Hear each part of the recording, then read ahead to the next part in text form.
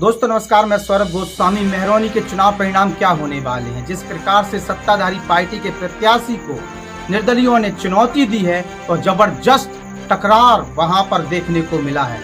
एक ऐसी लड़ाई जो एक प्रकार से एक मजबूर कर रही हो वोटरों के लिए कि अब हमें परिवर्तन चाहिए। परिवर्तन की लहर के साथ मेहरौनी का चुनाव हुआ है और प्रत्याशी के पसीने छूटे हैं। भारतीय जनता पार्टी से टिकट लेने में कामयाब रही निवर्तमान चेयरमैन साहिबा को कहीं ना कहीं चुनौती का सामना करना पड़ा है।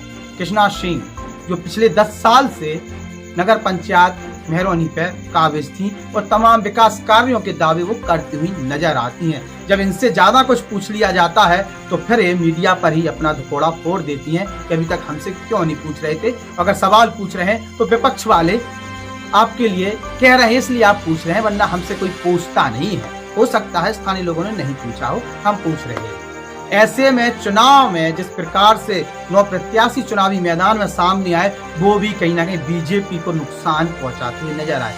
भारतीय जनता पार्टी ऐसा लग रहा थी कि जैसे चुनाव में तो आगे बिना होमवर्क किए हुए। मंत्री मनोहर लाल पंत ने टिकट दिलाया है, इस प्रकार की चर्चाएं आम हैं। हो सकता है कि इसमें भी कुछ त्रुटियां हों, हम पुष्टि नहीं करते हैं, लेकिन मंत्री जी चुनाव में सक्रिय रहे। यह श्रम एवं सेवा नियोजन मंत्री मनोहर लाल पंत की विधानसभा है मेहरौनी और मंत्री का जबरदस्त क्रेज है, बड़े लोकप्रिय हैं। चाहे बाद में कह दें कि हमें तुम्हें वोट नहीं चाहने, नाराजगी में कभी कभी बोल देते हैं, लेकिन वो भी उनको हंसते हुए लोग समझते हैं। मंत्री मनोहर लाल पंत लगातार चुनाव प्रचार में रहे, इनके सुपुत्र भी चुनाव प्रचार में, तमाम बीजेपी के स्टार प्रचारक भी मेहरौनी में चुनाव प्रचार में गए। लेकिन जनता का रुख एक तरफा जो दिख रहा था, जो चर्चाएं हो रही थी, जिस प्रकार से दुष्यंत बड़ौनिया उनके परिवार को परेशान किया गया, नीलम बड़ौनिया की तरफ जनता का झुकाव बढ़ा और भी निर्दलीय प्रत्याशियों ने अपनी ताल ठोकी, वो भी कहीं ना कहीं बीजेपी को नुकसान पहुंचा गया। बीजेपी की रणनीति बैकफुट पर पहले दिन से थी और जनता का जनादेश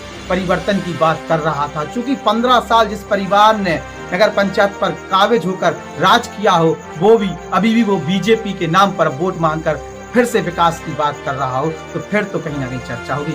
जिसके लिए निर्दलीय तौर पर बीजेपी के अगेंस्ट वोट जाकर कहीं कि निर्दलीय तौर पर चुनाव हो, वही बीजेपी का चेहरा बन जाए तो फिर कहीं ना कहीं तो नुकसान भोगना ही पड़ेगा।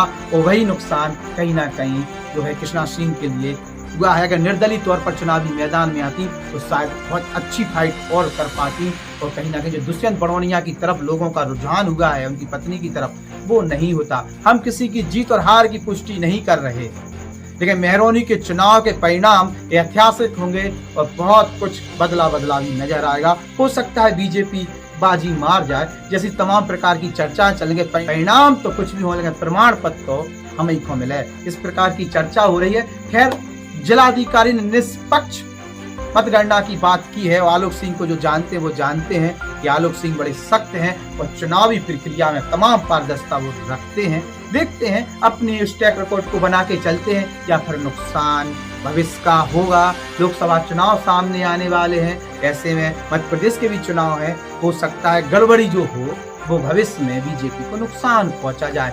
चूंकि छोटा चुनाव था, बाढ़ से लेकर नगर पंचायत नगर पालिकाएं की बात होती है, वहां थोड़ा सा तो रहम बरतना था बीजेपी को, लेकिन नहीं बरती तो नुकसान भी हो रहा है। क्योंकि वहां पार्षदी तक में गड़बड़ झाला हुआ है। पार्षदी के प्रत्याशियों के साथ भी कहीं ना कहीं प्रशासनिक बड़बड़ता देखने को मिली है और उसके कारण यह जो माहौल बना है तो बीजेपी प्रत्याशी को नुकसान पहुंचा गया है। परिणाम का इंतजार हमें भी है, परिणाम का इंतजार आपको भी है।